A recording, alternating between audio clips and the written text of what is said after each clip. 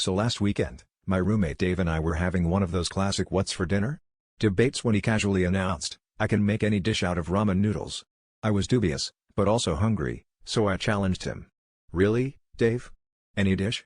He just grinned and started listing off his greatest hits: ramen stir-fry, ramen tacos, ramen pizza, don't ask, and even ramen sushi. I thought he was bluffing, but the man had a wild look in his eyes, a look I've only seen on reality cooking shows right before someone sets the kitchen on fire.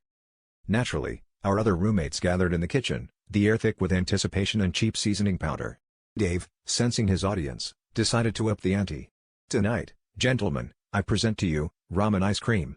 The room went silent except for the sound of someone quietly Googling "Can you sue a roommate for food crimes?" Undeterred, Dave started boiling noodles and rummaging through the freezer for vanilla ice cream. I tried to stop him, explaining that there are lines you just don't cross, like mixing hot ramen with frozen dairy, but he just shushed me and mumbled something about culinary innovation. Next thing I know, he dumped steaming noodles and a tub of ice cream into our already overworked blender. The blender shuddered, groaned, and, in what I can only describe as a last act of self-preservation, smoked a little before giving up entirely.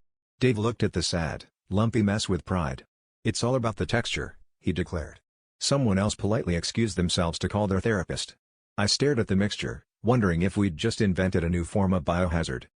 It was right then, as we mourned both our kitchen appliance and the future of our digestive systems, that Dave turned to me and said, "Well, looks like I finally found the only thing ramen can't fix, a broken blender and a broken friendship."